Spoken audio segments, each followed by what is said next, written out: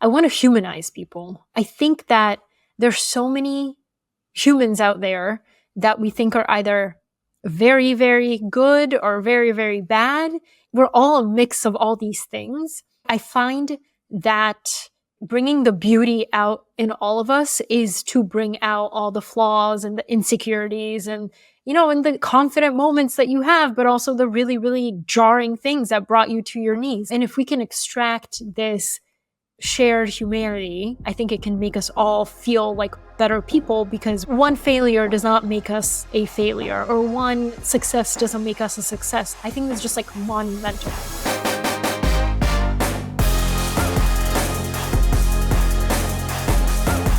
Welcome back to another episode of Good Work. My name is Barrett Brooks, and I'm your host. This show is made up of long-form interviews with talented people who are using their careers to make the world a better place. My guest today is Polina Marinova Pompliano. She is a Bulgarian-American, an author of a fantastic book called Hiden Genius, The Secret Ways of Thinking That Power the World's Most Successful People. Read the whole thing last year in June when it came out. She's also the creator and author of The Profile, which is an online publication, a newsletter hosted on Substack about some of the most famous and successful people in the world and the principles and frameworks that they use to live their lives and to reach the point that they've reached in their careers. She is also the former creator of Term Sheet, which is one of the most popular newsletters at Fortune magazine. She is a graduate of the University of Georgia, which is where I went to school, hence the silly jersey for today's episode. And she's also become a friend of mine over the years. She's been creating The Profile for over 7 years now, since 2017, and has done some incredible work on this mission to help create a 3D view of real humans who have reached a level of fame or success, and highlight both the good and the bad that it's taken to get there, to really bring a human element to their stories along the way. Hopefully with the effect that we'll both have more empathy for our own stories, but also for our family, friends, colleagues, and the people we spend time with every day. So today's episode is with Polina Pompliano. I hope you enjoy it. Let's get to it.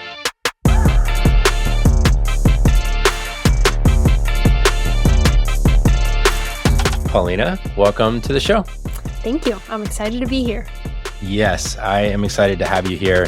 We will reveal many of our past connections throughout the conversation, but I want to start at a moment in time that's relatively recent that I think represents kind of part of where your journey has brought you to at this point. You published a book middle of last year. It's on your bookshelf behind you. I've got it right here with my many, many highlights.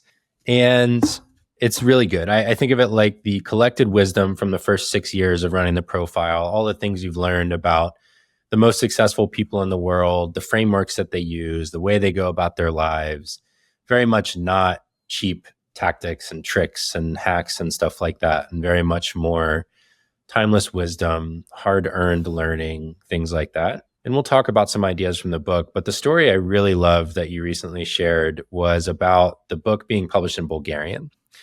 So you are a Bulgarian American. You moved here when you were 8, and we'll get into that some too. But recently you got to hold the book, read the book, share the book in what was your native language originally, your first language, and including with people in your life who have been with you since you were in Bulgaria and living there. And you shared a couple of stories just about, first of all, dedicating it to an early teacher in your life that encouraged your reading and writing in Bulgaria, and then also giving it to your parents, letting them read it and making sure it sounded okay, and kind of the funny little aside there of like your dad suggesting edits and things like that. I was like, stop, this is not what I need you to do. It's the most dad thing ever. So it feels very true to form, but that's kind of a long wind up to say, I'm just really curious what it felt like for you to hold something that was so representative of both your past and your present in one little book, and what that experience was like. Yes. I love this question because I think there was so much fanfare and like hoopla, is that a word? Sure. Yes. Around the release of the book last June, that it continues to live on in other languages. It's been translated into multiple languages in different countries, but I did not realize how significant it would be for me to publish it in Bulgarian. I don't know, the American version felt really monumental. Like, oh my God, I published a book, but it felt really, really special to have my grandmother be like, wow, how did you learn to write like this? And it's like, this is so cool. And just seeing, my family in Bulgaria take pictures with it or family friends. I did an interview with Forbes Bulgaria, and I was talking to the writer, and I was like, I just was not prepared for this feeling, in the sense that, like, you think that after a year and then year plus of writing it plus publishing it, it would kind of die down. It's amazing how energized I feel all over again. Yeah. Yeah, I would imagine. So there's a lot of things I thought about in this, just because, I've had my little moments in life where it's like, wow, this is more significant than I imagined it might be. But one of the things I thought about here is the relational dynamic. You talk about your grandmother getting to read your work, or, anyone from your early life getting to see, I don't want to say what you've become in the sense that, like, you weren't a worthwhile person regardless, right? But, on some level, it's like what you've become. You published this thing that has done so well. And I'm just curious how it deepened or changed any of those early relationships that have been very important to you over the years. Yeah, well, the cool part about it is that you don't realize that the career or what you've done is mainly in English. Like, I don't write in Bulgarian. So I was recently talking to my best friend from first grade to now, and we were talking, and I was like, this is crazy because you've never actually read what I've written. I mean, maybe she had, but not in a deep way. Or my teacher from first and second grade, she's the one who kind of encouraged me to write. I still remember a very specific moment in her class. It was in second grade, and it was for Mother's Day. And we were supposed to write these little poems to our moms. And I wrote mine, but I forgot to put my name on it. And so she read it out loud to the class, and she was like, this is such an amazing, and I was just like, are you serious? Like, I thought she was joking, because to me, it really felt easy to write. And I didn't put much thought in it, but to have her be like, who wrote this? This is amazing. And I was like, oh, wow, this is crazy. And that was kind of like a taste of, whoa, maybe I am good at this. Because the friend that I mentioned, she sat next to me in first and second grade, and she is an amazing, amazing artist. She's made graphic design her passion now, but it was painfully obvious in first grade how much better at drawing a beach she was than me. I'd be like, can you do mine too? So it's it's such an early age. You need that little push, and it can make a world of difference. And I think with me, it was really important to credit those people, because it's like, yes, I wrote this book. Now it's being translated Bulgarian. How can I pay it forward for all the lessons and all the encouragement that was poured into me as a kid? So it felt really good. I love that. One of my prior guests on the show from episode 4 was Anne-Laure Lecompte, and she is partly Algerian and moved to France for much of her life. So she's French Algerian.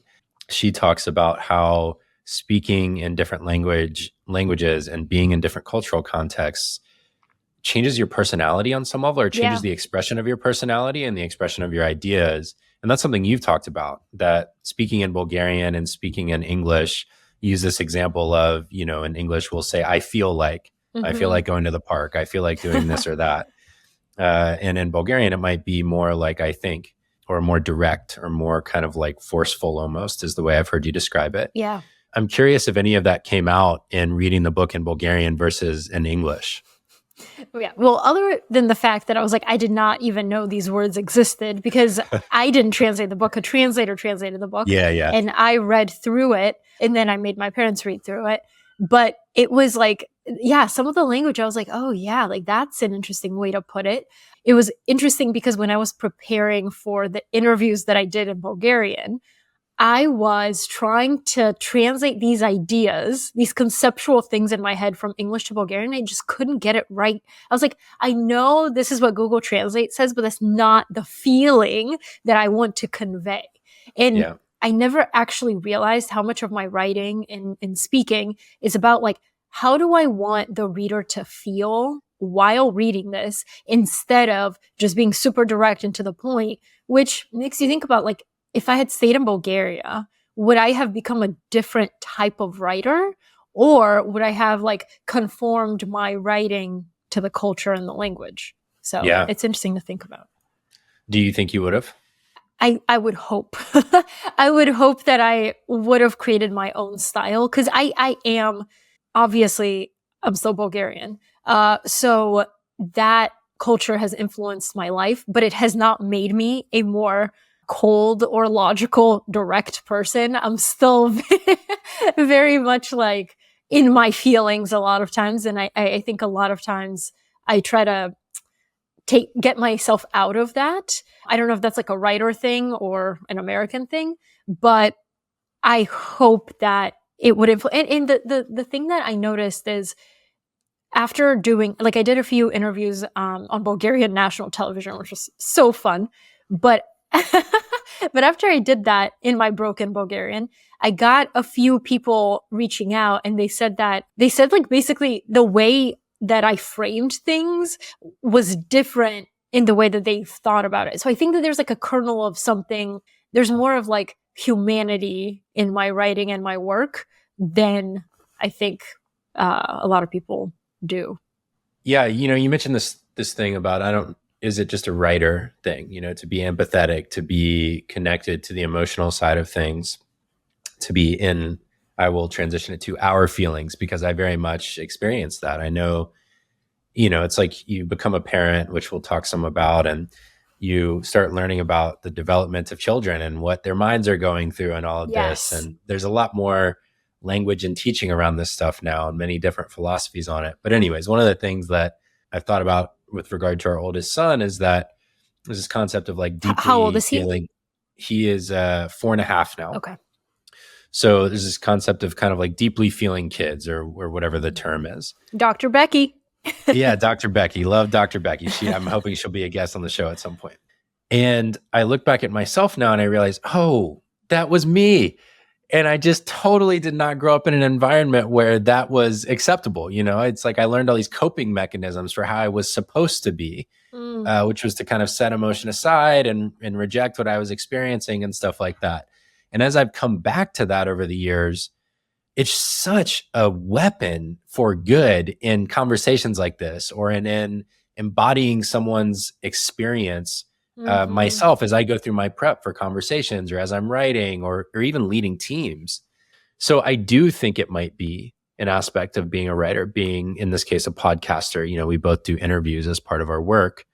That's a long wind up on my end to say, part of your experience that you share in coming to the US was the loss of language at the time, and having to redevelop that skill. And as you did, when we talk about losing a sense, someone goes blind or they go deaf or whatever, research tells us that their other senses actually become more acute. This They're is able an to pick interesting up way on to more put things, it. right? Okay, yeah. And so that was kind of the framework that I used to think about the story that you share, which is you lost your language. You picked up on all these other abilities to become empathetic to people, nonverbal cues, body language, I've demeanor, never thought about it like that. all of these things. And so, yeah, I guess I'm just curious, like, when did you first realize that that was what happened? Maybe not in those exact terms, but when did you first realize? Really? Okay. I'm kidding. Go on. No, I'm just, because like, as we make meaning of our lives and our early experiences, it then shapes how we move forward. 100%. So I'm curious about when that first hit you, and then how that's changed your work when you made that meaning of it. Yeah. Okay. So this is actually really interesting, because you talked about two different things, but I want to link them together. Being a parent now, you obviously notice things in your kids that you yourself went through, and you're like, oh yeah, that's interesting. For me, this is, our oldest daughter is 2.5, and she's now kind of starting to talk and express herself and all this stuff. And she is very, very like confident and like sure of herself, and of what she wants and how she wants to do it. And I was like, I was that kid. Up until age 8, I was very, very confident. Like as a kid, I had no problem being a leader or helping others or like doing things where you would see older kids do that. I wasn't introverted at all. And then when we moved to the States, suddenly I couldn't communicate. So I'm like, suddenly I was no longer a leader. I couldn't, express myself in the way that I wanted to. So I just kind of shriveled down and became not who I was. So it dramatically shaped my personality to the point where I was just like, I don't want to be the center of attention. I don't want to speak. At first, like, first of all, I didn't know the words. Second of all, then I had an accent. Like, it was just like a whole thing. So I was like, everything that I do, look away. Don't make me the center of attention. I don't want that. So I stopped speaking as much. First, I couldn't, then I wouldn't. But not only that, I would be like, like other people are way more interesting. And so I would start to observe, like, why is Ashley always like sitting with Mariah and all this stuff? And I got really, really good at the social dynamics, which I didn't realize gave me like elite social skills. Those social skills I would then use later in life to fit in anywhere. I could fit in with anybody in any group. But that's because I was like playing the game, right? It wasn't necessarily it's what I believed. It's like, how can I mirror back to you what you believe? That makes you very likable, but to yourself, you're like, ugh, I'm so boring because I don't know what I believe and I don't know what I think. I'm just like trying to fit in. And I think that that's the case for a lot of immigrant kids. They're just like, I don't want to be different, until you realize like, hey, maybe like that's not that bad of a thing. But that happened way later in life for me. And it happened through writing. I found that if I could write, suddenly people could read it, not see me, but like attack or think about the ideas themselves, not me. And then you find that a lot of people actually relate to your experiences. And then it makes you feel less alone and more willing to speak up and all this stuff. So I think that, to answer your question, it really did. It heightened my skill of people and social dynamics, which makes me, I think, a good interviewer because I can kind of see where you're coming from and I can empathize to an extent. Because I've spent so much time observing people, I can pick up on the tiniest things, even like a slight glance away or like a fixing of the hair if you're nervous or something like that. I pick up on all those things first, maybe consciously, but maybe also subconsciously. And I find myself a lot of times, I bet you this happens to you too. You are talking to someone and you just out of nowhere, a question comes to you and you ask it. And it happens to be like the most pertinent thing that person is thinking about. And they're like, how would you think to ask that? It's probably because on a subconscious level, you've talked to so many different types of people, you've observed so many different types of people that it like came up and you don't even know why you asked it, but it was right in that moment. Yeah. Yeah. I mean, I certainly see that in the show. I see it in my coaching work. I recently gave a talk at a conference. It was a conference called Tastemaker. It's kind of like the top tier event for food bloggers. And I was giving a talk to all the folks that have like the most successful businesses, over $100,000 in revenue type people. And it was a 2-day thing. The first day I kind of gave these principles for like, when you've achieved everything you once set out to do, now what? So that was kind of the first half. And the second day was supposed to be more of like a workshop or lab. And we did a couple of sample coaching sessions. And in 2 of the 3, the people who volunteered very bravely to be in front of this group of like 50 people just broke down and cried. And that's not my goal, obviously, to make anyone cry. But I also can observe in people when they are having an emotion that maybe they haven't processed yet. And just to be able to sit with them and ask a question that allows them to express it and experience it in a new way releases this flood of emotion many times. And I think that that's a real gift to give someone, to be able to sit with them in their experience and really empathize and relate to them in that way. Because especially in America, we're so fast paced, like we're on the move. Yeah. We got things to do, goals to achieve. We don't sit with each other very much in our experience. So there's something of a gift in that, I think, to being the interviewer and being in the seat and giving someone that space to share their life, their emotion, their whatever it might be. Yeah. And it's also like actually listening to the answer and going from there versus, before we hit record, I was telling you like, when you're promoting a book or something like that, you end up saying a lot of the same things. But the way that you framed this conversation before we ever even started, you were like, my goal is for this to be as if we're talking at a coffee shop. Like that takes off so much pressure, and also for some reason brings up other things that you're not like, okay, boom, I'm on, let's talk the book, you know? Yeah. And I have my phrases. This is like, it's so important to set the tone before the conversation even starts so that the person could get in a different headspace than maybe they're used to being. Yeah. That brings up a lot of ideas. So I just want to check in and see which direction we might go from here, because there's a point in there about this whole like aspirational alter ego thing that you bring up in your work and in the book. And this idea, you use Kobe and the Black Mamba, or Beyonce and Sasha Fierce, and there's different versions of it. I think we all play characters online, or personas online that are a reduced representation of the fullness of our experience.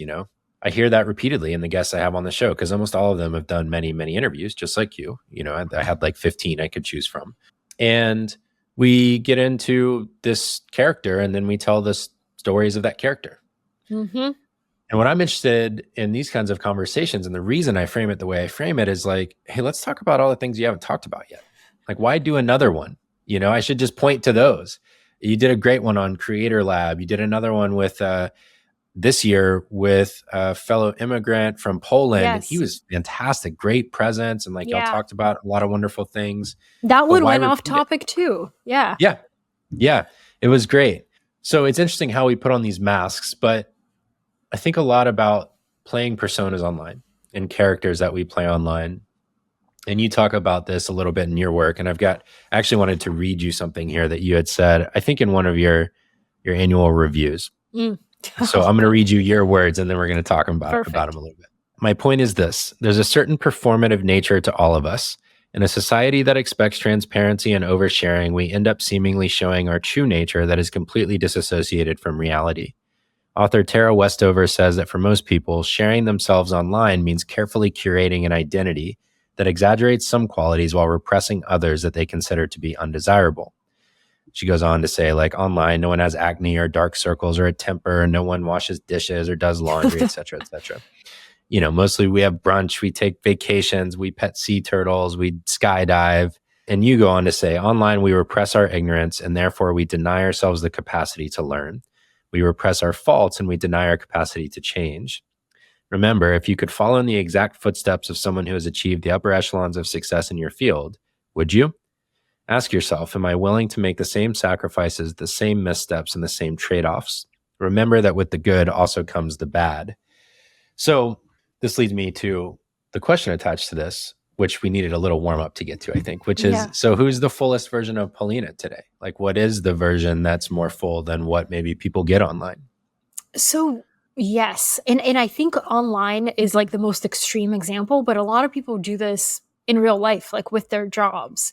I think when I started working at Fortune, I was so happy that like I made that my entire personality. Like, oh yes, business journalism, even though I had only been there for like 6 months. I was like, I watched the Enron documentary. Did you? Like, I was all in.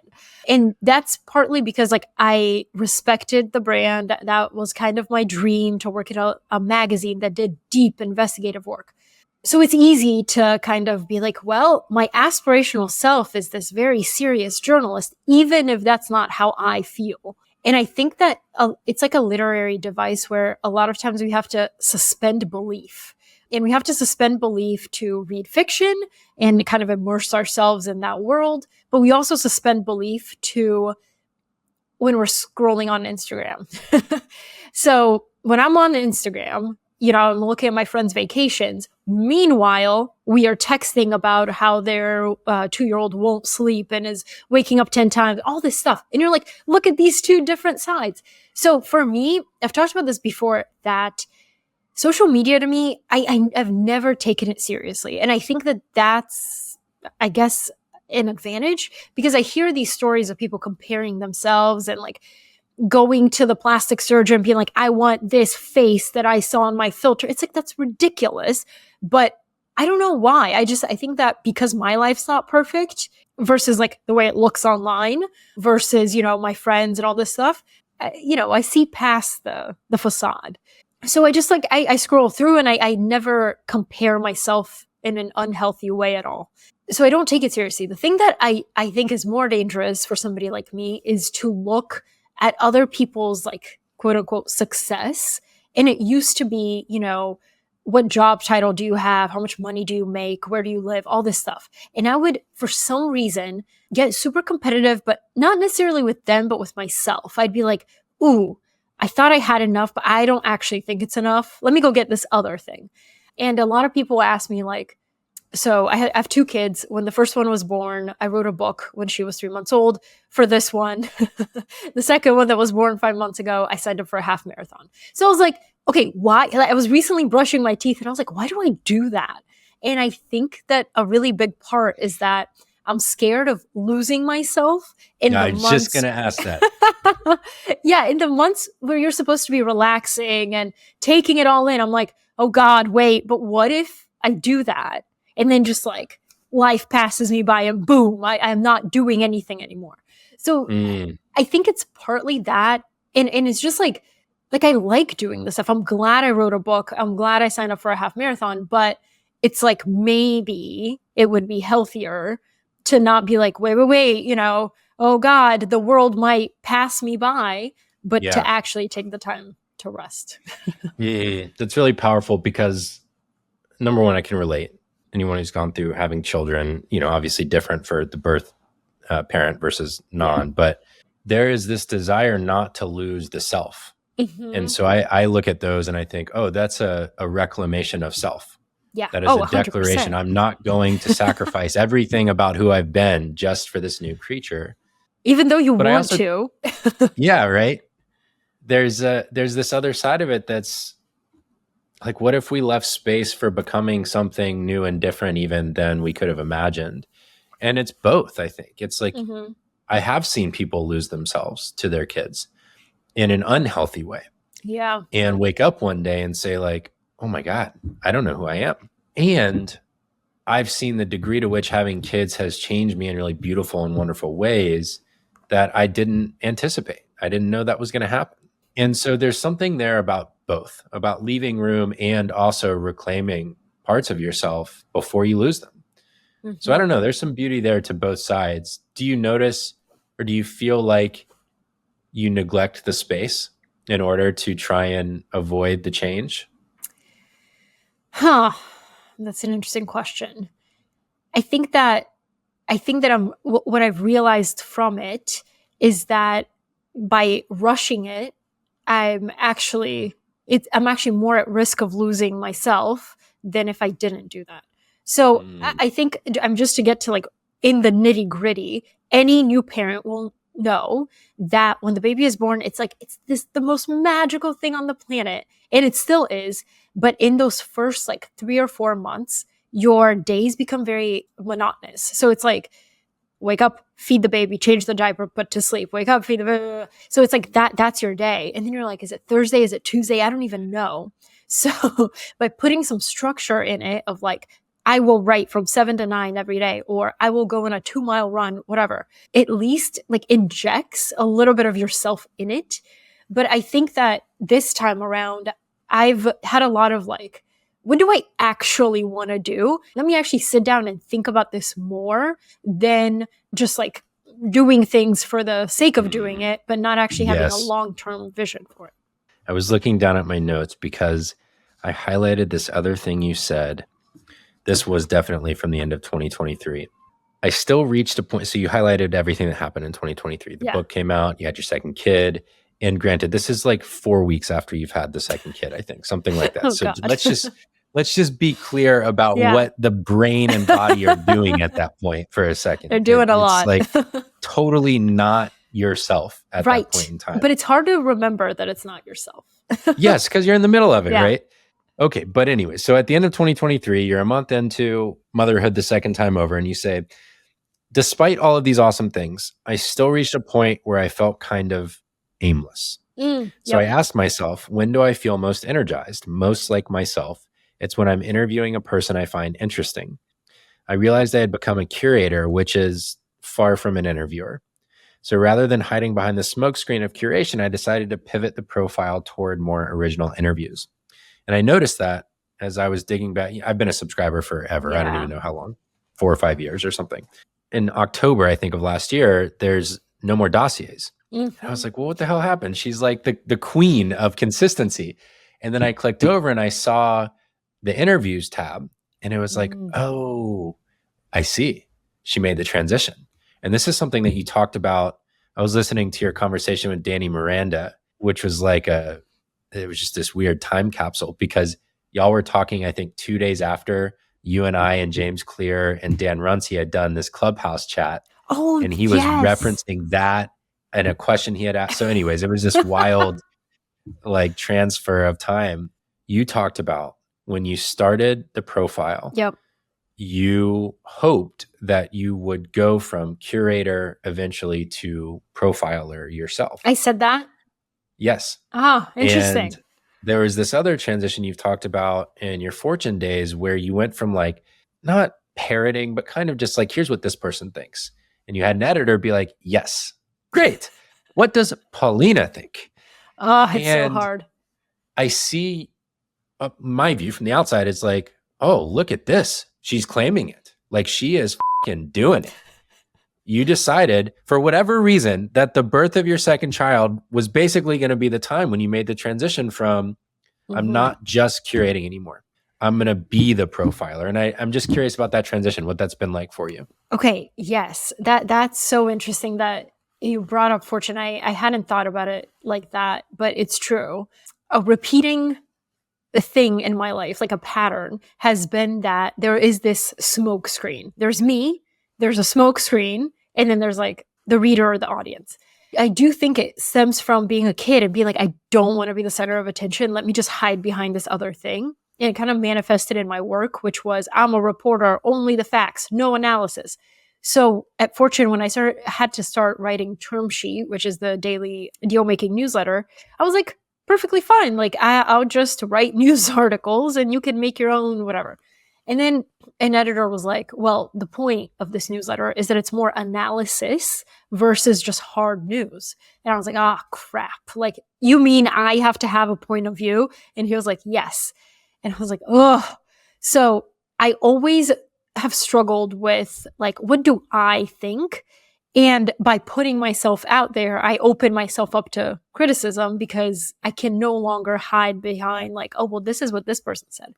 And it's like time and time again, people are like, I really like the profile, but I really like the part of the top where you write something. I'm like, why? I like it. I want to do more original work. And I see that when I do, it resonates with people.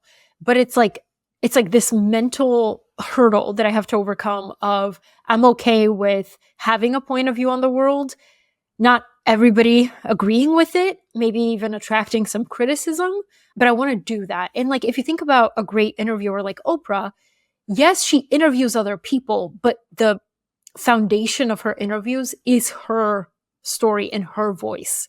So it's like, it took me forever at Fortune to find my voice. Then I finally found it and started working. And then I left to work on the profile full time. And I think with the profile, I'm still kind of figuring out, okay, the smoke screen maybe with the dossier is that I was curating. It wasn't me. It's like what this person said and what they think. And it's finally like, what do I think? So I want to do more interviews in person, hopefully, that it's real time. You can't go back and edit it. And it forces you to, I don't know, be more yourself and like, yes, be the center of attention in a way that hopefully means something to other people instead of hiding behind the words of somebody else.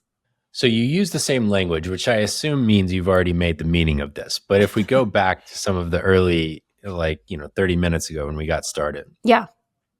It's just so fascinating seeing the parallels and the way that we grow as people, as we claim our wholeness again, is the way I would frame it. But, you had to reject a part of yourself, or you adapted to your environment by rejecting a part of yourself when you came to America and lost your language. And part of that was rejecting center of attention. It was pinging off the social group around you, fitting in, mirroring to people what they do.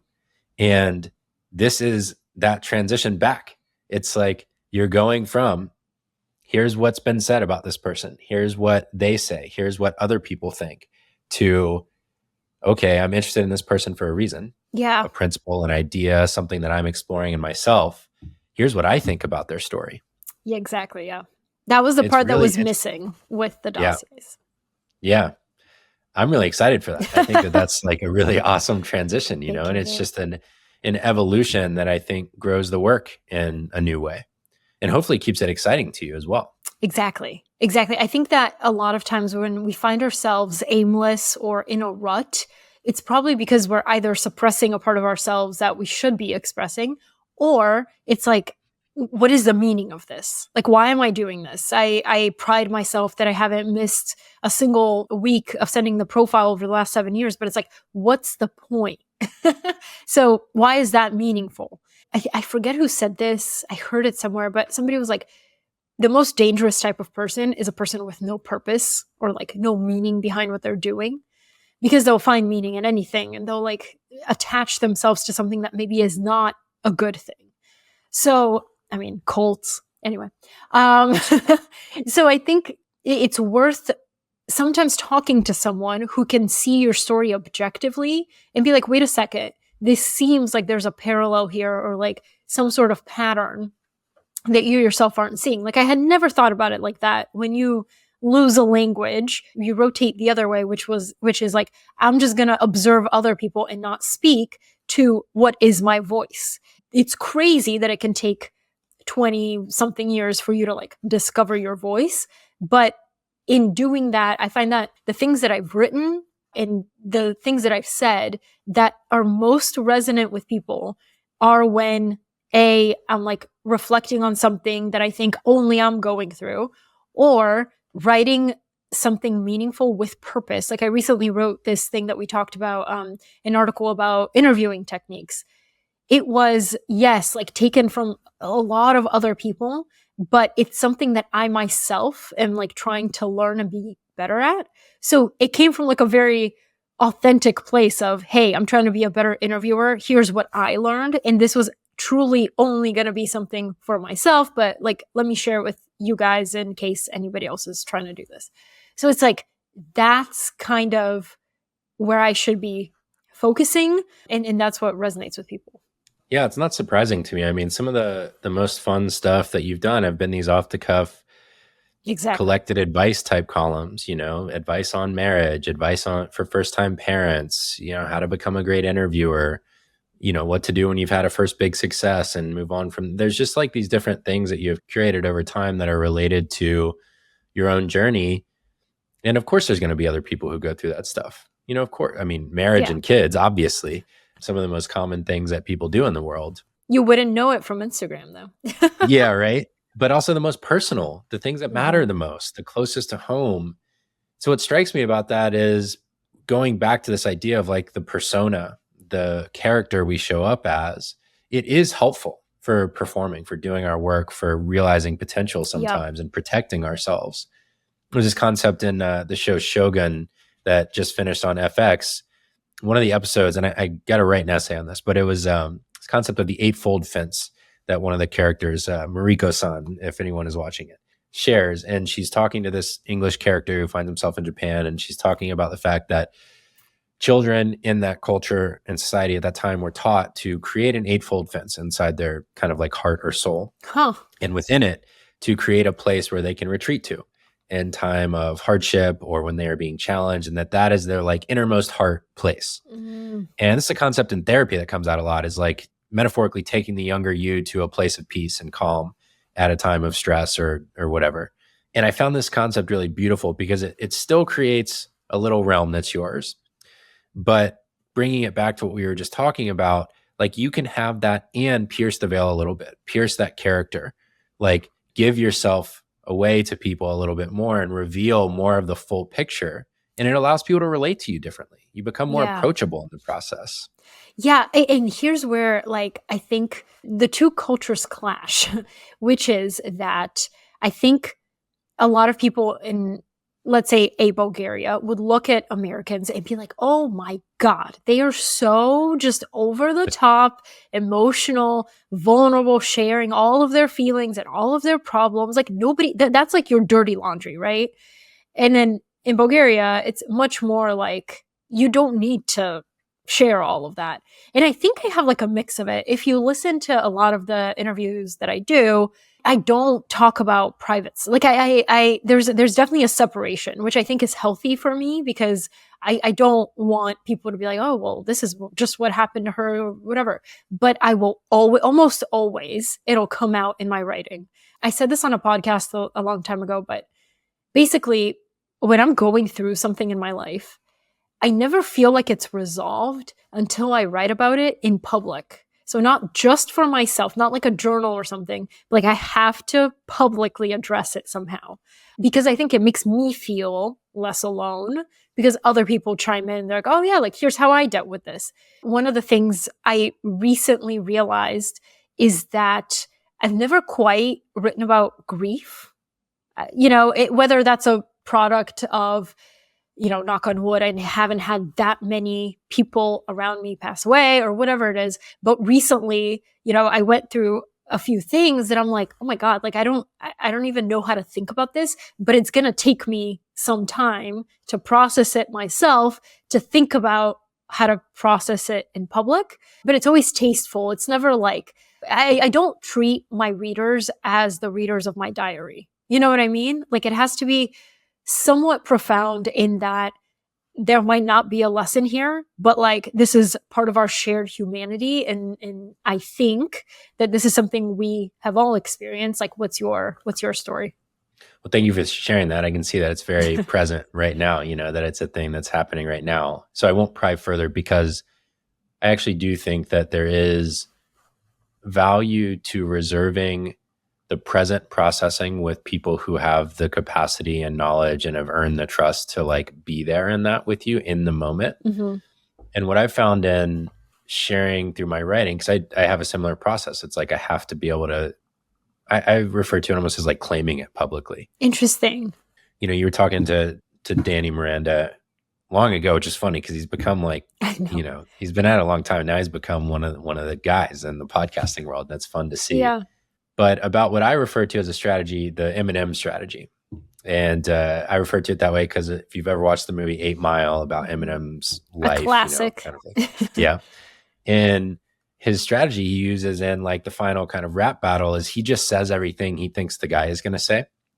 And then the guy is like, well, I got nothing. I got no more ammo. And then he chokes basically. And then he wins the battle and blah, blah, blah. There's something in that where if you are the one to own the story, you talked about it in terms of like Barack Obama writing his biography and claiming all the past parts of him. Dolly Parton does this super well. The Rock talks about his hardship. There's a lot of this. You get to be the narrator of your story. Mm-hmm. It's not someone going and digging it up and telling their version of it. You get to be the narrator. And I think the big difference between oversharing and sharing the human shared experience and learning along the way is, are you processing in public, right, or are you sharing what you've processed in public? And I think those are different things. And what I think I hear you saying is you want to narrate your own story about what you've processed.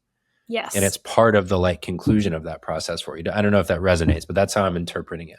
Exactly. And I always leave room for somebody to be like, but wait a second, have you thought about it this way? Because nobody has all the answers, obviously, even about their own story. Sometimes you have blind spots where you need somebody to be like, well, I kind of disagree. I actually really value those responses because it's something I probably haven't thought about. And then that sparks another idea. But yeah, it has to be from a place of like, I've already kind of resolved it. I don't need you seeing me like stream of consciousness going through this. The best writers can share it in such a way that it truly moves somebody emotionally. Colleen Hoover, who's the author of all these, best-selling romance novels, she said that she's notorious for her books to make the readers cry or like, gasp audibly or like have an emotion, like a visceral emotional reaction. And she says that she's actually kind of a hard person inside. So she writes until she can make herself cry. So it's almost like that. You're writing until you can spark some sort of emotion in another person, because in my mind, emotion often leads to action, whether that's, it pushes you to do something, whether it's something for yourself or somebody else, but usually a visceral emotion will lead us to act. Yeah, and I think from a writing standpoint, if you can't get there yourself, it's really hard to get the reader there. 100%. And so there is a little bit, like I just actively sacrificed a window there in this conversation, for example. And, you talked about this with Oprah and Meghan Markle as an example of this, right? Yes. Well, as the interviewer, you have to be able to notice it. Mm-hmm. As the person either that's going to do the writing or is going through it, you have to be able to get there yourself. And then you have to be able to write from that place, but with narrative distance. Yes. So it's like if you can document it as you're going through it, that's amazing because it allows you to go back and recapture what was going on really then, because we're not accurate rememberers of our own experience. But then with distance, now you can say, and here's what meaning I make of that.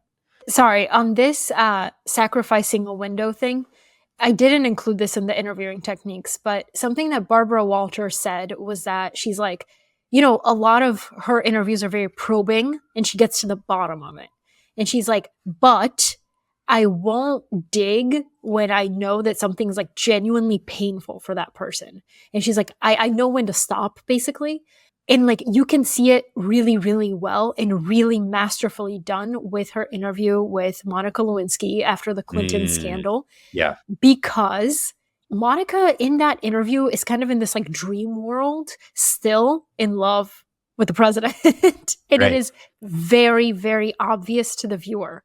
Barbara Walters knows that it's obvious to the viewer. So she starts like poking, right? But to a certain degree. So at one point, Monica says, when it got really bad, like I couldn't shower alone. Somebody would have to be in the bathroom while I was showering because my mom was scared of what I might do. So, I mean, there's 100 million ways you could go with this, but the way that Barbara Walters handled it was in such a like tasteful way and like respectful way, because it's not a gotcha interview. I mean, at the time people may have thought, but it was a very, very human interview. Yeah. Which ultimately is what I think we look for. I think that's what really we're looking for. There is a car crash element to really going after someone that can get turned around on you. You highlighted Elon Musk really making a reporter look like an idiot at one point. And people will watch that, but I don't think at the base level, that is what we want from these conversations. No. We don't want to see someone dressed down and taken apart, because at the end of the day, everyone's got something they don't want being aired in that way. And maybe sometimes we're repressing it or rejecting it or whatever, and so we enjoy seeing someone taken down. But if we can connect empathetically both with ourselves and with that other person, I just don't believe that that's what we want. It's not what we're here for. The one thing I do want to offer up for everyone listening, I can't remember if I mentioned this on the show before, but I've gone deep down this grief lane for myself. And one of the best books I've ever read, if you are in a place where grief feels like a thing you're starting to broach or you're facing, or you're being, to talk about one of your concepts, if it's either involuntary or voluntary pain that you're going through, The Wild Edge of Sorrow is a wonderful book only about grief. And I think we talk so little about grief that it almost becomes only relevant to death. But grief is actually almost a base level emotion that we go through in many ways.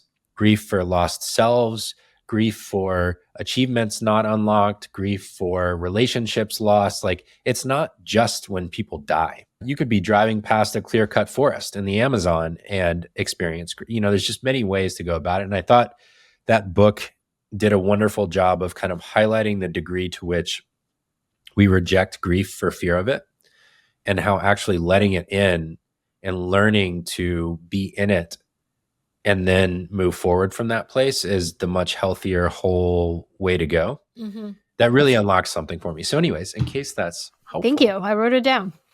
I want to maybe do one more topic here before we take a break for a minute. Wait, before you go, I can't believe it's taken me 51 minutes to bring this up, but I purposefully waited until the interview and I didn't talk to you about it beforehand. But just context for the viewer or listener. Barrett and I, as serendipity may have it, we both went to the University of Georgia, and I was an incoming freshman when you were an incoming, is that what it's called? Incoming? Whatever. Senior. You were an orientation leader, and as freshmen, we had this like mandatory orientation weekend during the summer before freshman year. So I went in June, and my orientation leader was Mara. And I think that you were my friend's orientation leader, but that's not what I remember. What I remember, this 2 days ago, was there or was there not? Am I completely making this up? One of the nights, like a orientation leader talent show? Yes. Do you remember this? Oh, God. What was that? And I remember. Oh, they made us do so many stupid things. So it was so good. So it's a 2-day experience, right? Orientation was at University of Georgia. Okay, so I'm wearing my Georgia jersey. I was waiting to bring this out. Okay, great. Before we go to break, I've got another little surprise down here that I'll share with viewers at least. So orientation was a 2-day thing. Students came with their parents, do a whole day of like typical stuff, sign up for classes, learn about the university, do a tour, blah, blah, blah. That night, we did 2 things. One, we did small groups. Like you got a small group of your orientees, we called them. Oh, yeah. And in small group, the story I always shared actually relates to this vulnerability piece and like piercing the veil, being real with people, learning from a place of processing. So similar to The Rock, I got arrested a couple times when I was in high school and college. Oh, I didn't know that. Yes. So I've got my own like rich side there. And I got arrested my freshman year of college for the 3rd time. Oh, no. Went on legal probation, school probation. It was like this whole thing where if I got in trouble again, I was going to get kicked out for a year. And they made me go to AA meetings as this like, here's what your future will be if you continue on this path type deal. And it transformed my life. I mean, it was truly the turning point that was the beginning of me ending up here. Wow, I did not know that, Barrett. Okay. So I shared this story 3 years removed with all of my orientees saying, look, you're coming into university and this place is an incredible place. It's not the Ivy League, like a lot of the people maybe that we might find ourselves in. The Ivy League of the South. Exactly. Right.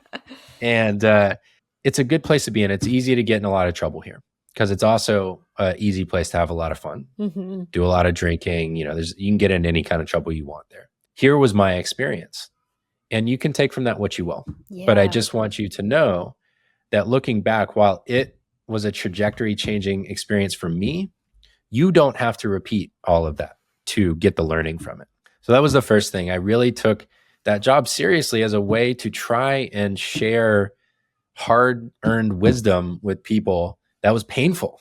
It was like voluntary pain in a sense, looking back, but it felt like involuntary pain at the time of like, here's this thing that I'm experiencing.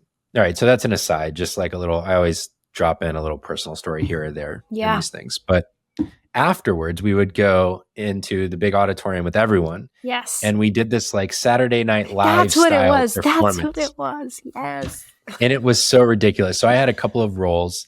One of them was, with apologies to guest and friend of the show, Ryan Delk, and other University of Florida graduates who University of Georgia hates, I would put on this mullet wig. Oh my God. A bright orange like tank top with UF across it and jorts, jean shorts. Jorts, you must have them. And do this obnoxious Tim Tebow skit where I do the gator chomp and like the jump pass and all these ridiculous things. I have like vague memories of this. Wow. It was horrible. I'm sure there's a video online somewhere, but it was all in this skit, like kind of poking fun at other SEC schools. And, really it was like, I think it was probably created looking back as a way to entertain students and families so that they weren't just like out on the town or whatever. Oh, interesting. So that was the like functional role of it. But yeah, there's a whole, yeah. I need to look this up. Okay. Yeah. Maybe we'll drop it in the show notes. So there is video documentation. I was like, did I dream this? It just like came to me 2 days ago, and I was like, huh. So, fun fact, I met my wife as an orientation leader. She was also an orientation leader. At UGA? And, yep, Oh my same God, year. amazing. So that was how we originally met. And I think that'll take us to our last topic before we break, which is maybe marriage for a minute. First, let me surprise you with something. Okay, oh God. Do you have the mullet wig? Oh, wow. That is so for viewers, a large or for dog. Listeners, what I am showing is a ride-on Ugga, which is the mascot of the University of Georgia. That one Christmas was on sale from Walmart. This might be the only thing I've bought from Walmart as an adult. Not that there's anything wrong with Walmart. I'm just pretentious. And we live in Oregon. Every football season, our kids ride this Georgia Bulldog around the house, and it does the fight song, and they watch football. And wait, it moves? Anyways. Oh yeah, it's like a little ride along thing. Wow. It's got like a pedal, and it's super special. Well, Barrett, I just want to tell you that an hour in, we had an audience, and I think half of them just dropped off because they're not UGA fans, or we have offended them in some way with that very large Ugga. I'm gonna have to give like a trigger warning. If you don't care about random personal stories, skip the next 3 minutes. That was great. Anyways, there was some gold in there, and it's part of what has connected us over the years. Yes. So funny. So, okay, you're married to a guy a lot of the internet knows. Yeah. Anthony Pompliano. I look at y'all as a powerhouse marriage. Like I love having friends who are in marriages where both people have strong identities. They may or may not both have careers, but they're both very purposeful about how they spend their days and their time. And they see themselves as mutual partners building a life together on purpose. And I look at y'all as very much being intentional about the life that you're building together. From the outside looking in, we haven't spent time together as couples or anything like that, but that's my take from the outside looking in. And so I'm just curious how your marriage has created the conditions for each of you to do the quality of work that you do. Yeah. And it's so funny because like, I guess we're both in media, I would say, but it's just like, it's different fields and it's complementary. I once heard Michelle Obama say, I think it was in her documentary on Netflix, if I'm not mistaken, but she said something like, marry somebody who wants you to win as much as you want them to win. And I was like, yes, because I think there's a danger in being with somebody equally, if not more ambitious than you. The danger is that you become competitive. And then you're like, well, you're doing this and I'm not doing that. And like all this stuff. For a long time, I truly thought that two ambitious people could not be in a relationship together, to the point where when I met Anthony, we were at a coffee shop and like we were talking about random things, but I was like, this had been on my mind for some reason. And I was like, can I just like ask you a question? I had no idea if he was married or in a relationship or whatever, but I was like, do you think that two ambitious people can like be together? He had an interesting answer, which like I still kind of think about. The people that you know that work really well often either met young, like earlier in life. So for example, you met in college, people who met at a young age and were able to like help shape each other and grow together. That's one group. And then the group of like a little later in life where you've kind of built some sort of career foundation for yourself, and then you meet the other person. They happen to be along the same journey at the same level as you. Yeah, that feels true. Yeah, the hard part is like in that weird middle ground where it's like one person's career is taking off, the other person's kind of muddling through trying to figure out what they want to do. It's not impossible, it's just hard because you're on different like wavelengths basically. Some people can make it work. I think that if for me, it was a little later where we had been more established. And honestly, like right now, if I was single, if I was to meet somebody, I would have it in the back of my mind. And it sounds so stupid, but I'd be like, are you with me? Because you want to go to a fortune conference? You know what I mean? Like, it's like, And that's on the smallest scale. I cannot imagine the Elon Musks, the Kim Kardashians, the whatever, that are like world famous. And they're like, why are you with me? The reason there was so much controversy and conversation about Taylor Swift and Travis Kelce, they're both established people with cult followings, but it's like, well, who's more famous? Does the other person want something, you know? So it's like that kind of conversation can be a true disaster and killer of relationships. But I really think that if you're with someone who you want them to win and you're genuinely excited for their wins, then it's like a no-brainer because you help like build something together. When I met Anthony, December 2016. So at the time, like he had no online audience of any sort. Like I was the one, you know, with 2,000 Twitter followers. No, but it was cool because I still remember like we were on a plane from Bulgaria to the US and I was like, why don't you start a newsletter? It's super easy. Like, here's how you do it. And it's like that moment then built something, you know, so it's like you can't decouple you did this only on your own or you like are responsible for this. It's like in great relationships, in my opinion, you kind of like help each other and it's more of a knitting together of something mutual. Yeah, I mean, maybe one of the ways that people will have seen this play out most likely in our circles is Tim Ferriss talks about this quite publicly on his show a couple times. I think in his episode with executive coach Matt Machari, I think they get into this. He's talking about the fear of dating. There's this whole like Hobbes versus Locke view on humanity. That's an interesting Wikipedia page for anyone listening. But basically, it's like, what is the default of humanity? Is it like generally base level, like negative, or generally base level, altruistic and positive? And Tim describes himself self-admittedly as like more Hobbesian, kind of negative base nature of humanity. And that some people overcome that to be good. And so when he has anyone express interest in him, he experiences that, as you said, as like, well, what do you want from me? I'm famous. I have money. I have reputation. Like I have a lot more to lose here than you could. I don't know this, but as I hear him talk about it, I hear it as a crippling factor in trying to find a mate for at this point in his life. Because he's done so much now that it's like the pool is very small. Yeah. Either of people who he can get to that trust level with in his own way, or that have achieved enough on their own that they can be mutually beneficial. So it's interesting that y'all kind of met like just early enough where you were not quite like where you are now. I mean, you're both big names in your own worlds at this point, but early enough also where you weren't competitive yet. Right. Is that what I'm hearing? Well, not, yeah, but also like, you know how people talk about like the beauty in the struggle? It was like that. It like, it was so early that we were both we wanted to achieve something and we were like trying a bunch of different things and things weren't working out or whatever. But it was like, when I think of my favorite times, it's like some of those times because you're hungry and you're like, you want it so badly.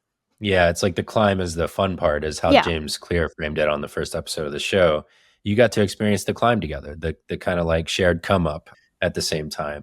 So one of the other factors that I see from y'all, and we'll make this the last kind of little segment and then we'll take a break, is, and I think my wife and I have this as well, which is that we keep each other humble and we keep each other connected both to one another, but also to who we really are. Because it's easy to get lost, you know, when you have success or money or audience or whatever. And you all seem to have a very playful kind of mutual humility. And it plays out sometimes when you're like doing podcasts together or whatever. Yeah. But I just wonder to what degree that's a factor in your lives together and how you all work on keeping each other humble and connected along the way. Yeah, this like played out in real time. When we were in Miami, we were walking down the street and somebody recognized Anthony. So they stopped him and we were on our walk. They're like, oh my God, I'm such a big fan. Like, let me take a photo. And I was just like, LOL, right? Like, this is funny. So then we like keep walking and I'm like, how funny is it that like some people are like, oh my gosh, this is the coolest moment of my day. And to me, you're just the guy who didn't unload the dishwasher earlier today. And I got mad. It's so funny how it's like such differing perspectives. But I think like little moments like that, it keeps you humble because the other person knows you when you were doing a talent show at UGA. You know what I mean? Like your wife has seen you in jorts and a mullet. Yes. So it's like, that's why I get really sad. This is such a random thing, but for some reason, I get really upset when couples who have been with each other through the struggle end up not making it. And I'm like, you went through so much to get here. And now it's all over? What do you mean? Like, if Michelle Obama and Barack broke up, or if, like, it's just like, who was it recently that I was like, come on. I can't remember. But also another one is that I included in my book, which is another example of don't idolize, but only learn from people, is Wolverine. We're both going to have a moment here. With an H. I swear that starts that is with contagious. An H. I know. Yes. Jackman. Hugh Jackman. My God. Okay. Keep Hugh going. Jackman and his wife had one of the longest marriages in Hollywood. They had made it through so many things, and then they broke up, and I was like, oh, damn. Well, you know, it happens, but it just sucks because it's like the person that knows you the best suddenly, you know, Melinda Gates and Bill, same thing. I don't know. Just don't idolize Yeah, and it's interesting because, you know, you highlighted them in earlier interviews as an example, and it was interesting listening back to it because I still agree with the example, which was that they built each other up in public and reserved their conflict and disagreements for private. And I found that to be a really beautiful principle for maintaining a healthy relationship because, and you talked about this too, it's really uncomfortable when you see a couple sniping at each other in a social situation. I think that is quite different from, for example, having close enough friends where you can say, I am really struggling with this thing in my relationship and I need someone to help talk it out with, right? Those are so totally different worlds. Yep. So from where you sit today, what do you view as like the ultimate success state or like sustainability state of a marriage? Oh gosh, the ultimate sustainability. Yeah, like what makes... Because I think we're both practical enough to know that you're not going to go through endless seasons of sunshine and rainbows. That's not what marriage is. And we know some practices that work. So like, what is that middle ground there as you view it today? I think in different parts of your life, in your relationship, one person will be the rock and then the other person will be like, it like alternates. And I think sometimes like one person will be struggling. For example, when I was feeling aimless, I needed Anthony to be like, remember who you are. One of my friends who wrote a book called The Learning Game, she has this beautiful line in the acknowledgement section about her husband. And she's like, I aspire to become the person that my husband already thinks I am. So it's like not losing that view of the person that you're with, that you know who they are. Sometimes they may get a little lost, but being able to remind them and bring them back to that place, I think that's like the best advice for any relationship, friendship, whatever. But it's like acting as a rock when the other person needs you to act as a rock. That's pretty solid, Polina, for being a little thrown off by the question. That's pretty good. I love that. Thank you, Barrett. All right. So we're going to take a break for a couple minutes. When we come back, we're going to talk about some of the pivotal moments in your career, some of the leaps that you've made, what you were seeking at the time, what you're seeking now, and maybe a little bit about what the future looks like to wrap up.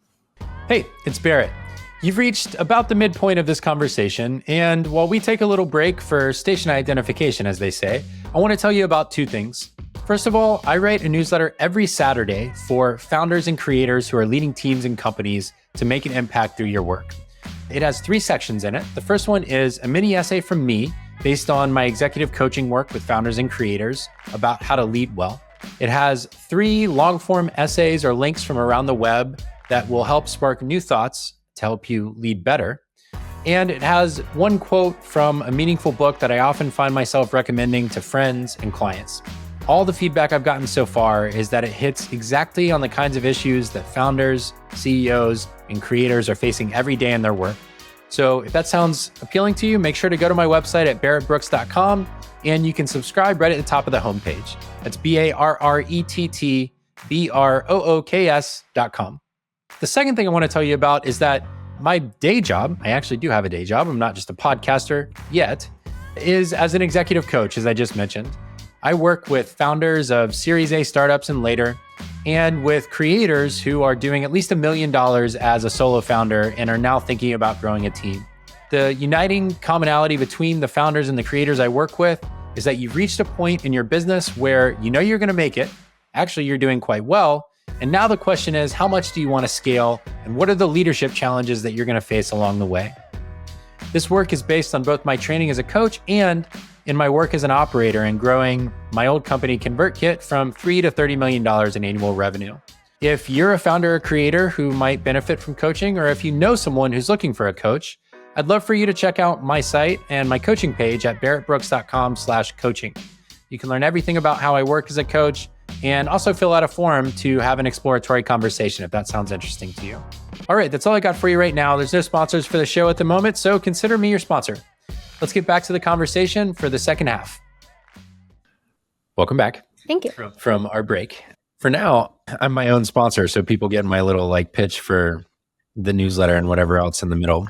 Here's where I want to pick back up. So you have featured, interviewed, explored people from every range of profession, perspective, background.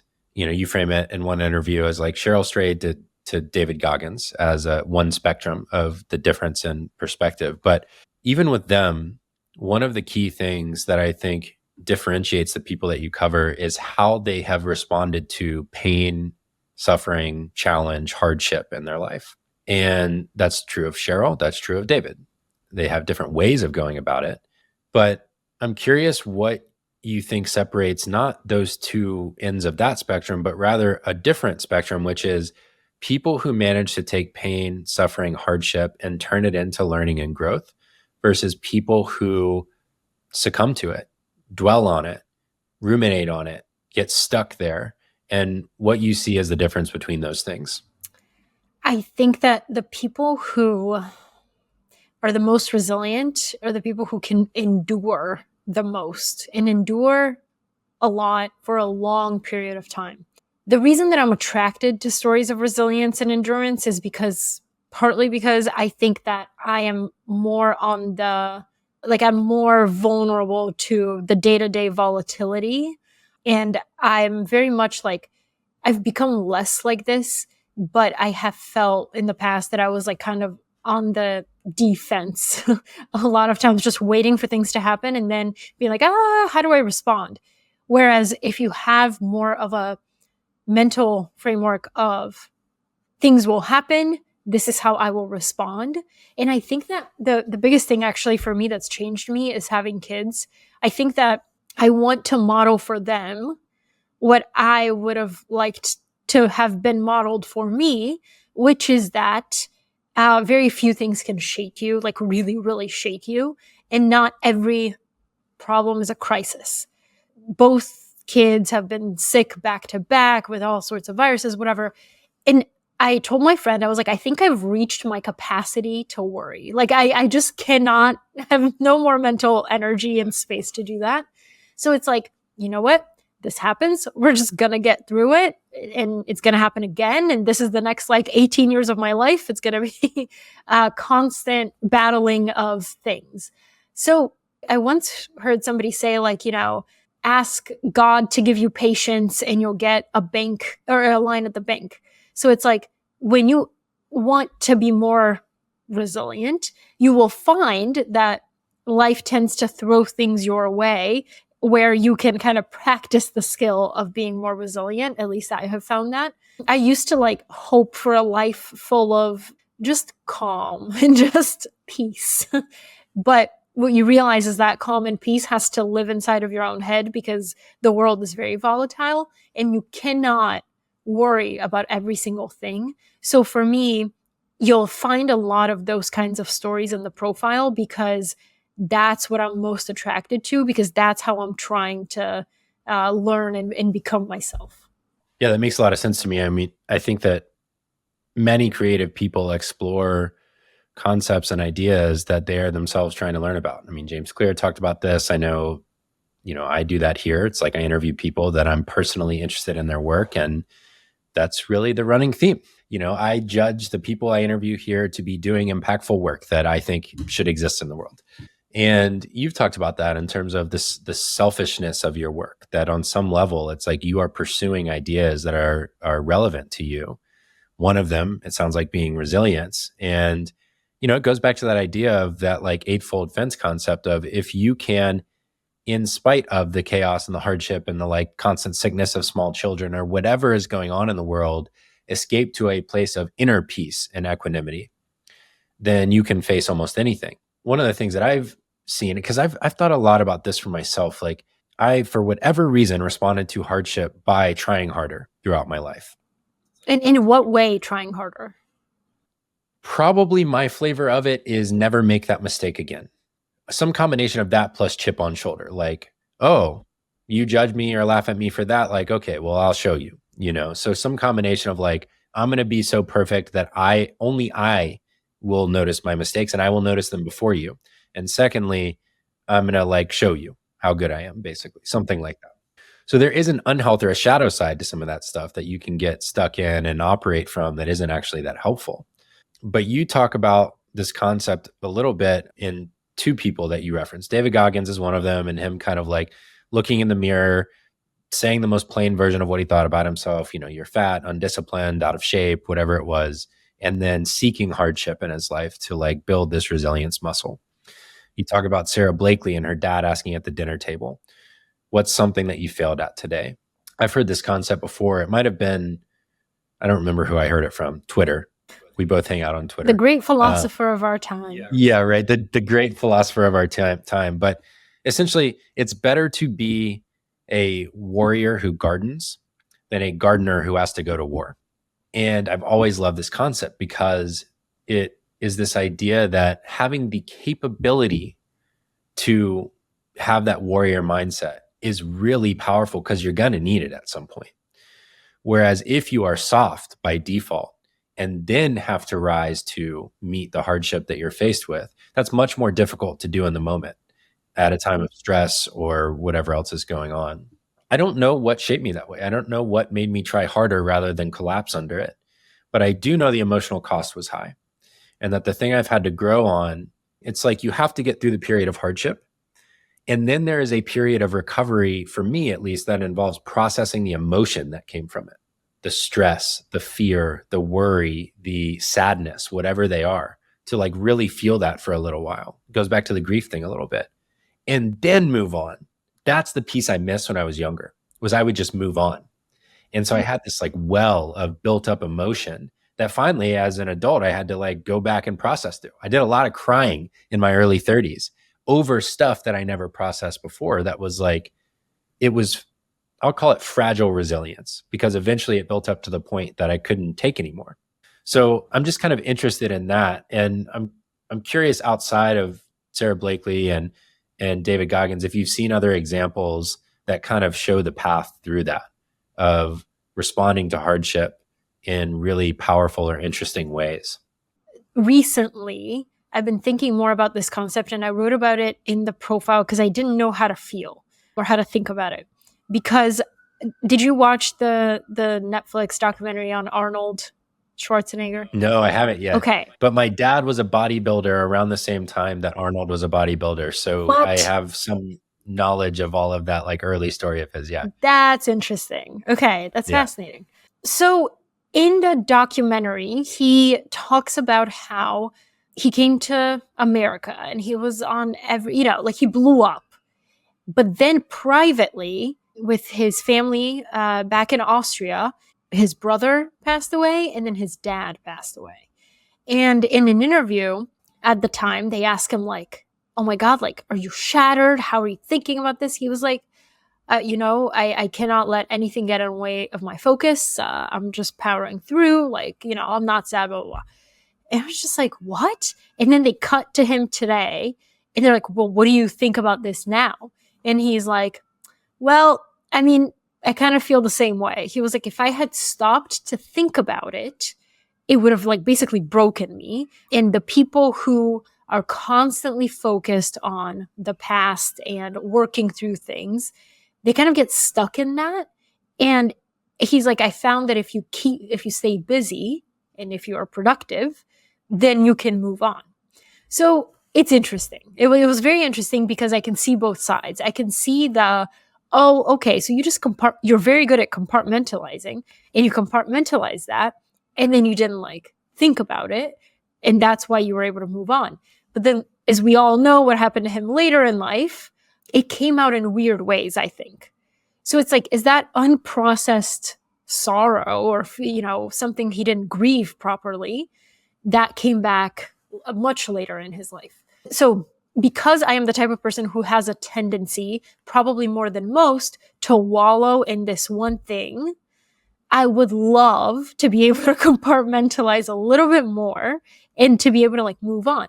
But the thing that I've noticed, this has been a constant my whole life, and I still don't know why, but the darkest moments in my life when I've been really, really sad about something have been my most creative in a way that like I'm able to get in this crazy flow or like crazy zone where like I don't think about anything outside of what I am doing right now. It feels amazing and I don't want to like get out of it, but it's really bizarre.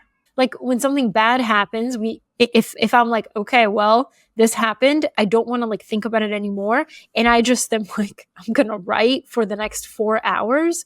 It gives my mind permission to like move on and do something else productive that I don't let that in. I don't know how or why, but it happens. And I wonder if it's kind of similar for a lot of these writers who were, alcoholics or like whatever. When they would get into that, they became, the creative outlet was really, really helpful. But sometimes the problem was so much bigger. Yeah, it's interesting. I mean, I have a tendency to get stuck there too. In the early pandemic, I got super stuck in just some super weird old patterns. I understand that to be the case, that it was true for a lot of people. That's for some reason, something about being stuck with nowhere to go and nothing to do caused people to then go back and like revisit a bunch of old stuff. That's at least what I have heard therapists say, either my own or online. A trick out of this, the way out of rumination into moving forward, because I agree you can get stuck there. There's like this downward spiral that when you get trapped in it, it's not good and you're not getting anything done and then it's not productive anymore, is ritual. I've used ritual to great success. And The Wild Edge of Sorrow talks about the value of ritual. I have personally found using my little solo stove, like backyard fire pit, and as a valuable tool for processing things. So I noticed, for example, that I was hanging on to a lot from leaving my role as COO at ConvertKit. Like years later, well, I'm 3 years almost removed. And I was 18 months, 2 years in thinking like, I don't know if I'm ever going to get over this. And I just I hadn't shut the door on it. I hadn't like fully acknowledged all of the things that I was either angry about, sad about, whatever, hopes that were no longer going to come true. And so I wrote them all down, every single one I could think of. Well, I got to let go of that relationship. I got to let go of the hope that would help these people on their career trajectories. I got to let go of making $10 million instead of whatever money we made. Everything I could think of. And I cut them up into slices and I made a fire, and it was just myself. There's supposed to be real power of doing this in community where you kind of like read them and then you ceremonially burn them, because then you have this support system there as well. But anyways, I did it solo. And something about that act, having done that a few times now, I did it after our dog died and letting him go. I did it for some old stuff from childhood. And it just seems to unlock the ability to move forward. That it's like, I am declaring that done. And I noticed that I had to get to a point where I was ready for that. And I don't have a great qualifier for how you know, other than that you've done the downward spiral enough where it's like, okay, I can't do any more here. I got to move on. And it's been really powerful. I've really benefited from it as like a concrete, okay, no more. I'm done with that and I'm going to release it, basically. Yeah, I think you talked about grief earlier, in that it's not just when somebody dies, but also when I interviewed a marriage therapist recently for the profile, and she said a lot of times it's actually grieving like all the future selves that you could have become, or all the unled lives you could have had. So when you get married, maybe some people grieve all the potential other relationships they could have had, or when you have kids, like your old life versus your new life, like things like that, where you don't necessarily think about it as an end because everybody's so like, oh my God, this is so exciting. But actually, maybe this exercise is so valuable because you're letting go of all the things that could have been that may not come to fruition in this exact specific way. Mm-hmm. Yeah. Yeah, exactly. Probably not right now. At some point, I'll read a poem I wrote about this experience. I wrote it. It's called like Around the Fire or something like that. Maybe at the end. Okay. I want to talk a little bit about some of the big turning points in your career, which is normally the whole interview that you do. But I have a couple of hopefully unique angles on it. And I look at your career and it's like, okay, you came out of the University of Georgia. You were in the best possible position for a newspaper major, which was editing the like preeminent publication at the university called the Red and Black. Came out of school and you didn't land the prestigious job you thought would be waiting on you. You spent a year looking. You know, in your book, you talk about Aaron Sorkin and his advice for storytelling. And it's something that the character is seeking and obstacles that get in their way, seeking and obstacles that get in their way. And I was using that framework to think about your story. And if I think about what you were seeking at the time, and I want to see if this was true, it was a combination of a status-driven job in news and journalism and the security of healthcare, salary, everything else. And so at first there was the obstacle of how do I get employed? And then there was the obstacle of, well, this is a shit job at a startup I don't want to be at. And then there was the obstacle of you got hired into social media not to be a writer. And you overcame all of these obstacles to finally land in this incredible role writing term sheet. And it ended up not being the path that you wanted to continue following, right? You actually learned that what you were seeking, or what you thought you were seeking, I think, was something different than that even. So I'm curious, when did you realize, oh, maybe this isn't the path? You talk about this one moment where you see this quote from someone that says, like, if the external version of success that looks good doesn't feel good in your heart, you know, then you need to change up what you're doing, basically. And that maybe that was this moment of unlock where you realized, oh, this status and security I've been seeking at the preeminent Fortune magazine isn't what I thought it is. What was that moment like? And like, what did that open up for you at the time? Yeah. Wow. That was very good. Yeah. So Aaron Sorkin says that the ingredients to a great story are conflict and intent. Like, what does the character want and what's standing in their way of getting it? I think at the time for me, it was definitely like prestige of some sort, something that had meaning that was already there that I could just kind of like plug myself in. Can I pause you for a second? This question just came to me, which is, does any part of you think that you were trying to justify the sacrifice that your parents made coming here and all of the hard work they had to do to give you the career that you were hoping you would have? 100%. But I never saw that as a bad thing. I think my parents were both chemical engineers in Bulgaria, but we moved here. My dad was working at Popeyes. Like, it's a level of basically like, why are we here? It's for me, right? Like the whole idea is like they uprooted their lives so I could have a better life. And I wasn't about to like throw that away. So to me, success was Fortune magazine. That was the pinnacle of what I could ever go to school for and then work at. I really admired the publication. I admired the people who worked there, just everything about it.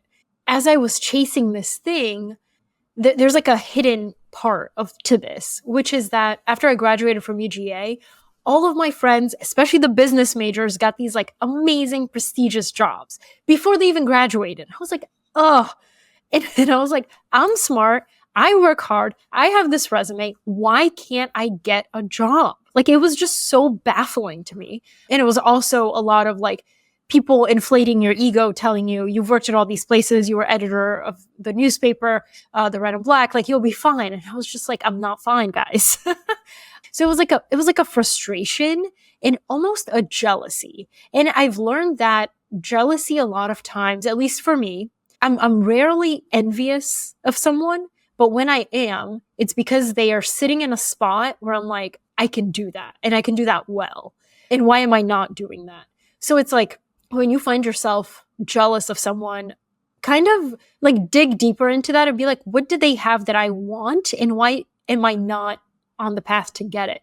For me, it was always like the people who were writing these like long form profiles and these really well reported features. I was like, oh, I want that so badly. Why am I stuck doing this like social media job at a startup that I hate? So I think that evolved. And then I finally got to Fortune. I finally had everything I wanted, or so I thought, until one day I woke up only to realize, like, what if there's more? So in your interview with James, he talks about how he has a page of speeches, and Anna Quinlan's speech was on that page that I somehow came across. And I read it and I was like, oh my God. And it was, if your success looks good to the world, but does not feel good in your heart, then it is not success at all. And I was like, oh my God, oh my God. Everything looks amazing to the world. Those professors in college are proud of me.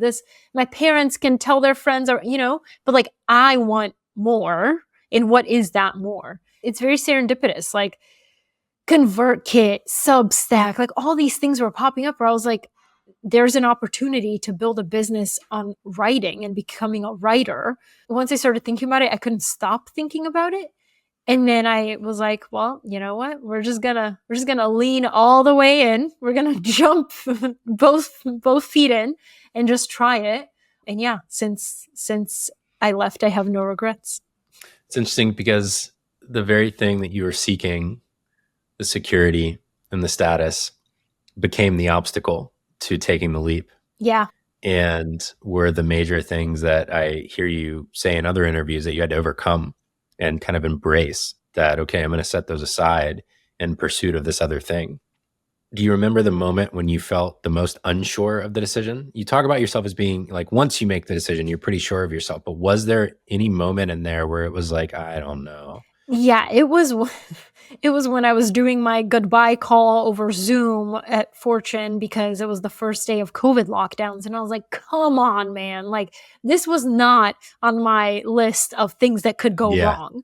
But I am so glad it happened after I had made the decision, because I wouldn't have left. I know myself. I 100% would have stayed. Like, let's ride out the pandemic and then I'll decide. But once I made a decision to leave, I had to commit. That was my last day. I couldn't be like, by the way, guys, sorry. Like, can I just like come back?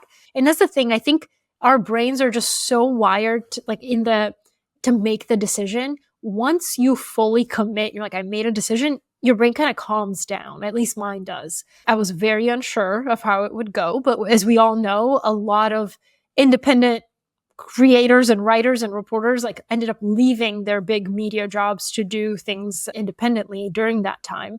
So it ended up being okay. But I mean, I was never like, oh yes. And I think the thing that a lot of really successful people have to do at some point in their life is that they have to put their ego aside, no matter how big that ego has become. I always think about my parents being like, you know what? We studied like calculus 18 at this really, really top university in Bulgaria to come here and then put that aside. I'm going to be okay washing dishes at Popeyes because I know that this is temporary. Yeah, and it's a stepping stone for me and my family.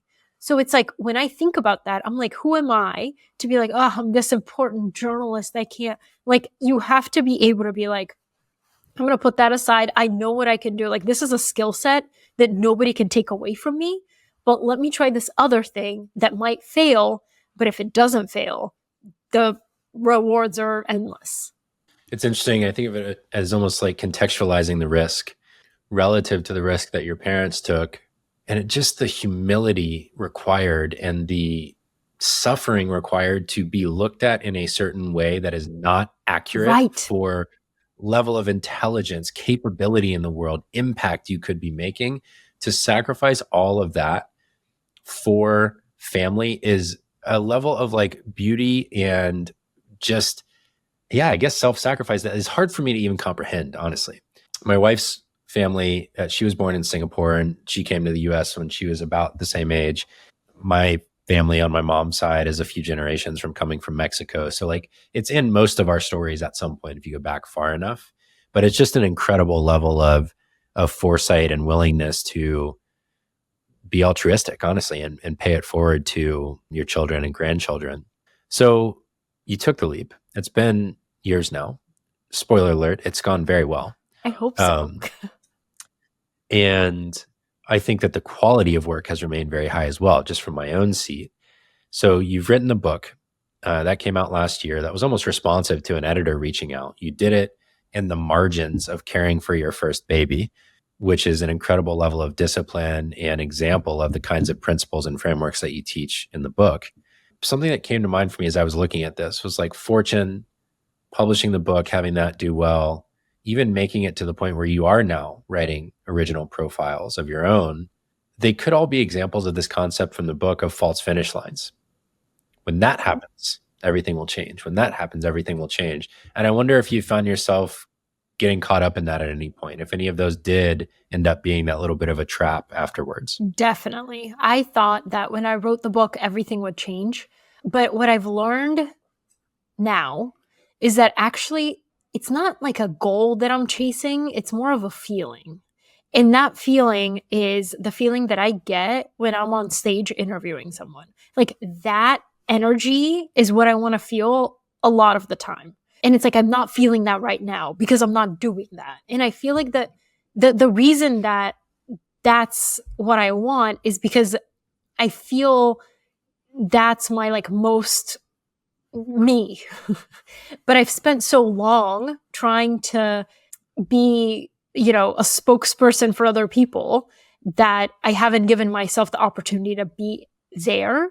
And it's like, if you think about it, who is the Oprah of our generation? So few people, I think, these days take the time to like truly take something and become the best at it because of the discipline and the work and the time required to do that, that people don't even try. They start a podcast and they give up on it. They start something else, they give up. It's like, what if you could take, if you have this crazy goal of like, let's say, like I've said in my article, if my goal is to become the world's best interviewer, what does that mean and what does that take?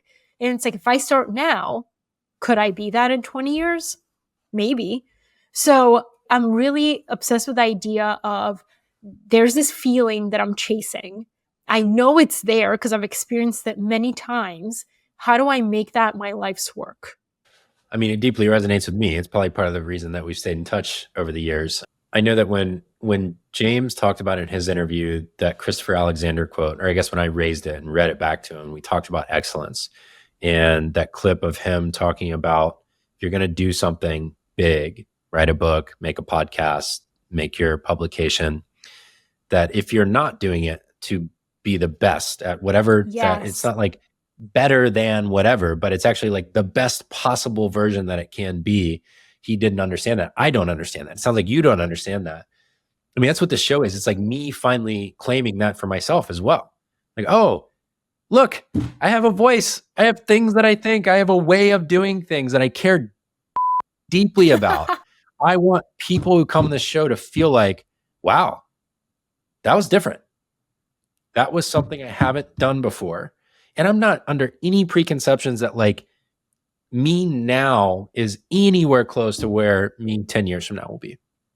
But one of the most inspiring parts of that article about becoming a great interviewer you wrote was when you quoted the number of interviews some of those people have done.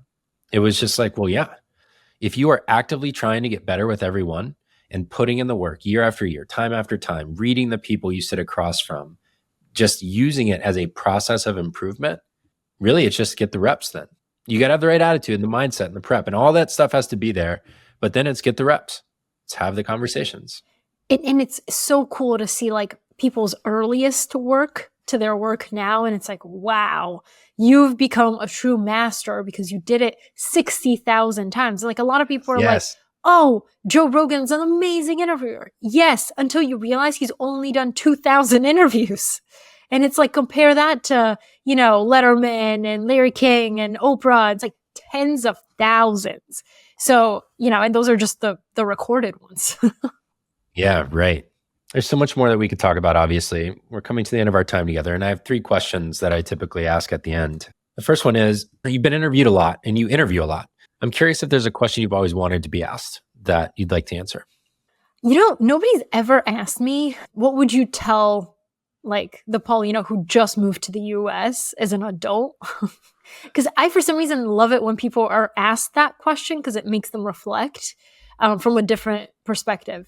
There's so many things that I would say, but I think what most kids need, and it sounds like maybe you also needed that when you were going through your hardships in college, is that like just the future version of yourself saying like it will be okay. And right now you're in the depths of like you're in the tsunami of just chaos, but eventually it won't be chaotic. Just like some sort of perspective that this is not everything and it is temporary. And truly everything is temporary. I have to remind myself like on a daily basis that it's all temporary. But I think as a kid, it's so, so, so important because for me, moved to the US, no friends, no family, no English, new school, new people. My parents get divorced. Like all this happened in such a short, compressed period of time that it felt like I didn't even know what planet I was on. So to have, somebody be like, by the way, it's gonna eventually be okay. I think that makes a world of difference for a kid. Yeah. The second thing I would have wanted to hear is someone reflecting back to me my inherent goodness, the things that were good in me that maybe I couldn't see at the time. For you, maybe it's like you will learn this language and you will master it more even than what you're capable of in Bulgarian. You will make friends. You will have a community eventually. It's like all of the things that were worrying you, not just it's going to be okay, but like concretely, the laundry list, it will go away in these ways because of who you are in this way and that way and that way. There's something really beautiful in that. Love that. Okay. So I think every person I interview is either explicitly or implicitly trying to change the world in some way. I'm curious what your kind of like vision for the future is that you're trying to bring to fruition through your work. I think the ultimate vision, just like the overarching, why am I doing this? I think is that I want to humanize people. I think that there's so many humans out there that we think are either very, very good or very, very bad. And we, for some reason, forget that everyone is good and bad and nobody is good and bad. It's like nobody is only good or only bad. Sorry, that's what I meant to say. So it's like we're all a mix of all these things. I find that bringing the beauty out in all of us is to bring out all the flaws and the insecurities and in the confident moments that you have, but also the really, really jarring things that brought you to your knees. So it's like, I essentially want to just humanize all of us. And the reason that my favorite work, which is, for example, Humans of New York, that's what he does. He gets like another UGA grad. He gets the essence of a person and he's like, I struggled with, addiction. Here's what happened. Here's how I lost my family, like all this stuff. And you realize we're all just, on this earth as humans. And if we can extract this shared humanity, I think it can make us all feel like better people because one failure does not make us a failure or one success doesn't make us a success. It's like, how can we rediscover these parts of ourselves and become more in tune of who we actually are? Like what you just said, like somebody to remind you, hey, you're a good kid. This is just something you're doing, but it's not the core of who you are. I think that's just like monumental. I love that. Yeah, it's like if we can empathize and relate to and make a 3D picture of even famous and successful people, then ideally that becomes the default way that we view the people in our lives and the people around us and our friends and our families and everything else, and maybe leaves a little more room for nuance and understanding. Okay, my last question is, by doing this work, who are you becoming? What? Who am I becoming? Okay, I cannot remember who said this or where they said it, but it stuck with me. It's like, I think the happiest people are the people who are at most at peace with themselves because their aspirational self and their current self is the same person.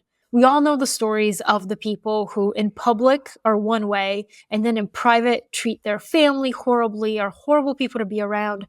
And it's like, wait a second, but you are this one person and you have this like persona about you, but in private, you're a really shitty human. It's like that delta is, I think, what makes us unhappy. And I think all of us have it. There are times where you show up as your best self and all your great qualities come out.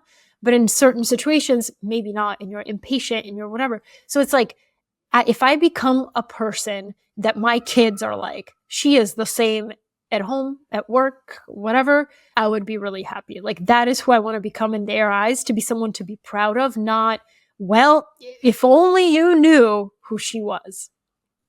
Beautiful place to end. Thank you so much for joining me, Polina. Thank you, Barrett. This was awesome.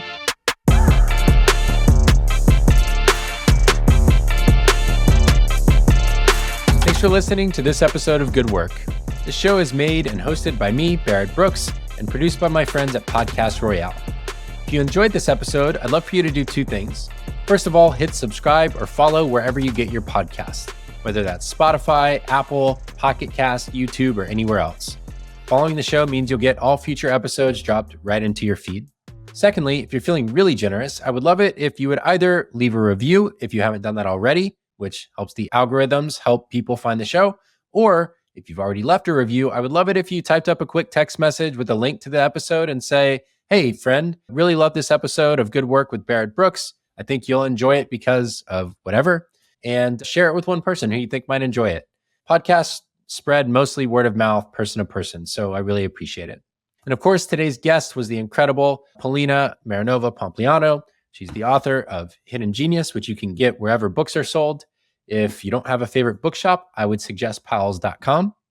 You can also find the profile at readtheprofile.com. And as always, make sure to check out the show notes at goodworkshow.com. You can find all of the links, quotes, highlights, and everything else you could want from this episode and every other episode there at goodworkshow.com. So be sure to check that out. Thanks again for tuning in to Good Work with me, Barrett Brooks. I'll see you on the next episode.